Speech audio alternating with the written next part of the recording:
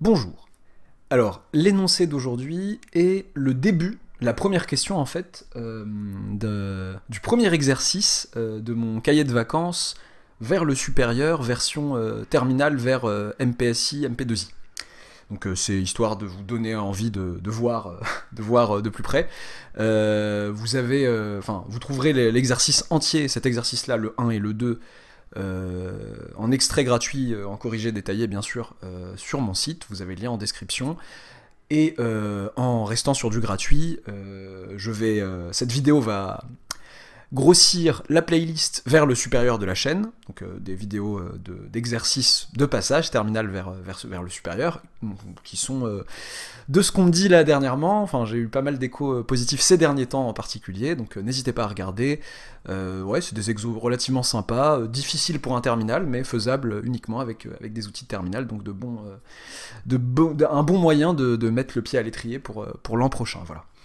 Alors c'est parti, soit mu appartenant à R plus étoile, donc en dernier mot pardon déjà sur cet énoncé, l'exercice complet, l'exercice 1 du cahier de vacances en question est tiré d'un sujet de Minpon le 2009 je crois, en MP Math 2. Donc quand je dis tiré 2 bien évidemment, donc j'explique plus en détail, alors d'ailleurs je vais la mettre en suggestion, dans l'audio, je vais mettre cet audio en suggestion et en lien, pardon, ça fait un peu long, cet audio de présentation de ce cahier de vacances qui explique ce que veut dire tirer 2, je prends des sujets de concours, voilà, l'intérêt de ces cahiers de vacances, c'est de prendre des sujets de concours, par exemple pour la version MPSI, c'est de prendre des sujets de concours de MP, et de les décortiquer, de les désosser, d'en garder ce qui serait faisable par des terminales, d'aider parfois avec des questions intermédiaires, etc. Donc en changer légèrement l'énoncé pour que ça soit faisable en fin de terminale, et que ça soit relativement rigolo de se dire je suis en fin de terminale, mais je peux quand même attaquer plus ou moins des bouts de sujets de concours. Voilà. Alors, soit mu appartenant à R plus étoile, soit lambda n une suite de réels positifs, il s'agit de montrer que si la limite quand n tend vers plus l'infini de lambda n égale plus l'infini, alors la limite quand n tend vers plus l'infini de valeur absolue de lambda n moins mu divisé par lambda n plus mu plus 1 égale 1. Voilà. On pourrait se dire à quoi bon ce choix de lettres, mu, lambda, on aurait pu prendre un la suite et je sais pas moi, a le réel, bon on s'en fiche. Vous pouvez vous donner, allez, une vingtaine de minutes de réflexion et de recherche avant de regarder la correction et correction. Bon, il y a une petite difficulté, voilà. L'idée là, c'est petite difficulté calculatoire, de raisonnement, mi-raisonnement, mi-calculatoire, qu'il va falloir lever proprement, rigoureusement, avant d'attaquer notre calcul de limite. En fait, ce qui nous dérange, c'est la valeur absolue, quoi. S'il n'y avait pas eu cette valeur absolue, et qu'on s'était retrouvé avec du lambda n moins mu sur lambda n plus mu plus 1, on aurait bien envie de factoriser par lambda n en haut et en bas, en justifiant l'histoire de on divise par lambda n, tout ça, faudra parler, et on se rend compte que, on se rend peut-être compte à l'œil nu assez vite que la limite c'est 1, quoi. Mais il y a cette histoire de valeur absolue qui vient nous déranger, bon, est-ce qu'elle nous dérange tant que ça? Bon. Bon. Alors, je me rends compte d'un truc en live qui me fait dire que peut-être la correction que j'ai proposée dans mon document... Et en fait, non. J'ai eu deux mouvements, vous allez voir, je vais vous expliquer un peu. Je me demandais si la correction que j'ai proposée dans le document et que je m'apprêtais plus ou moins à restituer ici était optimale ou pas, ou est-ce qu'il y avait moyen, là je me suis rendu compte, là en regardant le truc, qu'il y avait peut-être moyen d'aller plus vite, mais pas forcément, pas nécessairement, on va en parler là, vous allez voir. Donc, la première chose à laquelle je pense, moi, quand je vois ça, la première chose à laquelle j'ai pensé, honnêtement, c'était de me dire, ok, cette valeur absolue me dérange, mais en fait, lambda n tend vers plus l'infini, faut essayer de voir ce que ça veut dire. En terminale, certains voient ça avec des quantificateurs, d'autres avec plutôt des phrases, mais en tout cas, l'idée reste la même, dire que lambda n tend vers plus l'infini, ça veut dire que, quelle que soit la valeur, donc je vais l'écrire ici, lambda n tend vers plus l'infini quand n tend vers plus l'infini, donc, quel que soit m appartenant à R, en fait, eh bien, il existe un rang n0 appartenant à grand N, tel que pour tout n supérieur à ce rang, supérieur ou égal à ce rang n0, pour tout n entier naturel, je pourrais écrire pour tout n appartenant à n, si n supérieur à n0, alors ce qui suit, eh bien, pour tout n supérieur ou égal à ce rang, lambda n, plus grand strict ou plus grand égal, je peux faire ce que je veux, que grand M. Donc quel que soit le réel que vous m'imposez, quelle que soit la barre que vous m'imposez, il existe un rang à partir duquel les termes de ma suite vont se retrouver au-dessus de cette barre sans descendre en dessous. Ok. Et du coup, ça reste valable pour mu, quoi. en particulier, puisque cette propriété, on me dit qu'elle est vraie pour tout m appartenant à grand R. Pour tout m appartenant à grand R, bon, je voulais pas faire de schéma nécessairement, mais allons, pourquoi pas, rapidement je le fais, pareil sur le document. Donc, vous m'imposez le m que vous voulez. Si vous me dites que ma suite, là je suis en train de faire une sorte de graphe avec n en abscisse, un en ordonnée, si vous me dites que ma suite tend vers plus l'infini quand n tend vers plus l'infini, ça veut pas forcément dire qu'elle est croissante, hein, elle peut décider de faire des zigzags par moment, mais en tout cas, elle se décide à tendre vers plus l'infini, eh bien ça veut dire que quelle que soit la barrière que vous m'imposez, pardon, petite rotation imprévue, eh bien, en ordonnée, il existe un rang à partir duquel tous les termes de ma suite vont se retrouver au-dessus de cette barrière. Voilà. Quelle que soit la barrière que vous m'imposez. Vous pouvez la monter, ça restera vrai.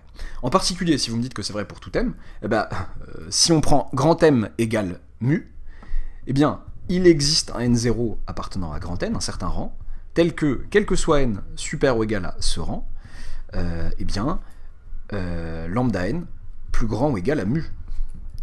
Et qu'est-ce que ça donne d'intéressant? Ça veut donc dire que lambda n moins mu, toujours à partir de ce rang, est positif ou nul.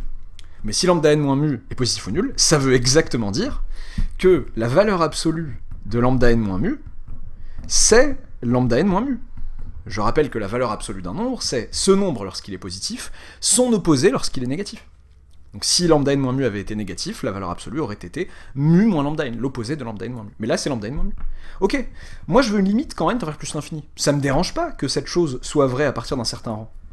Quel que soit n super ou égal à n0, valeur absolue de lambda n moins mu divisé par, il est joli ce mu, je sais pas pourquoi, lambda n plus mu plus 1, eh bien, sera égal en fait à lambda n moins mu, on se débarrasse de la valeur absolue, sur lambda n plus mu plus 1.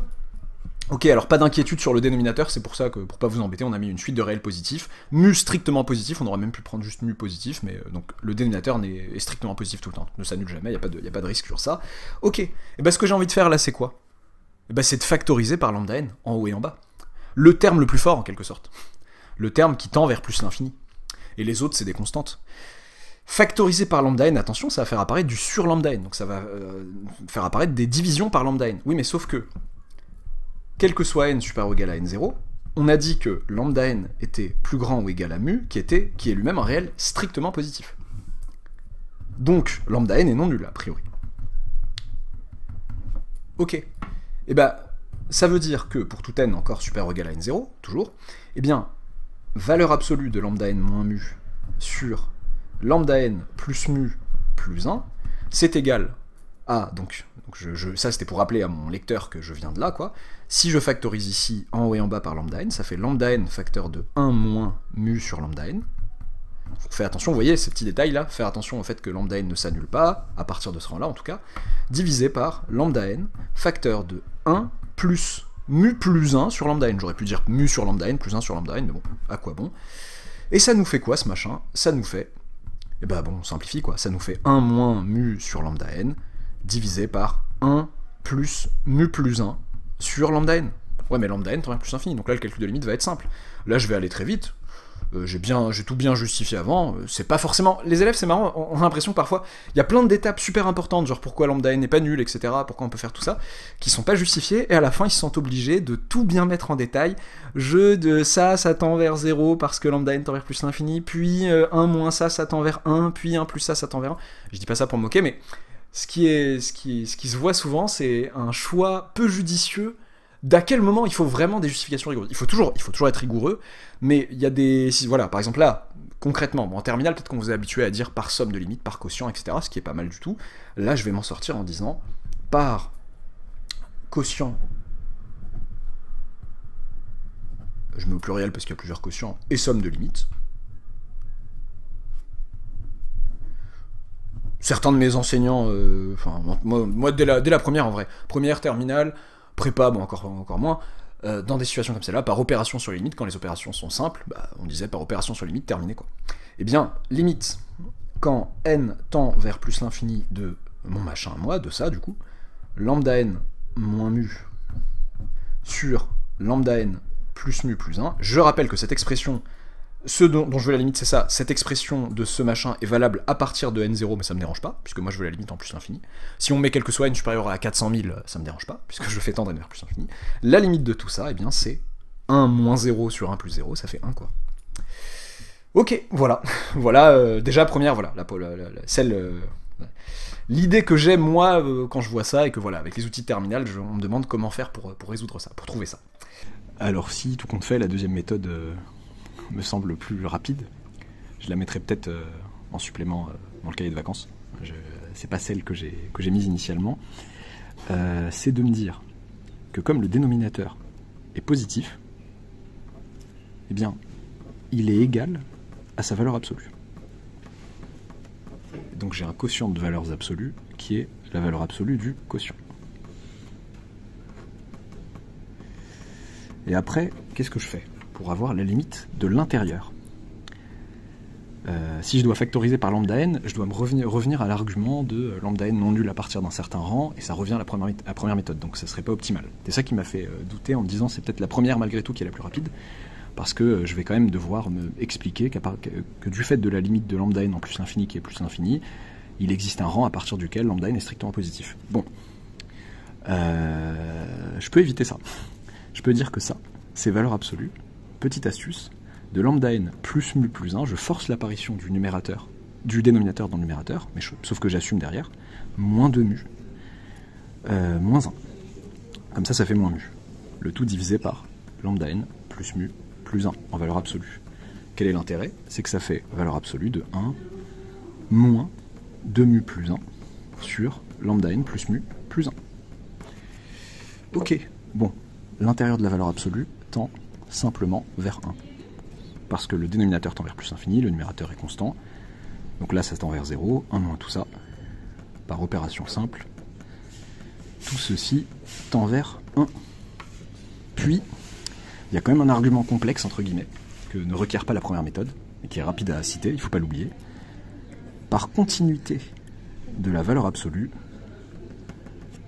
de la fonction qui a x associe valeur absolue de x sur R et en particulier en 1, et bien la limite de valeur absolue de tout ça, qui est la limite que je cherche, c'est valeur absolue de 1, et c'est donc 1.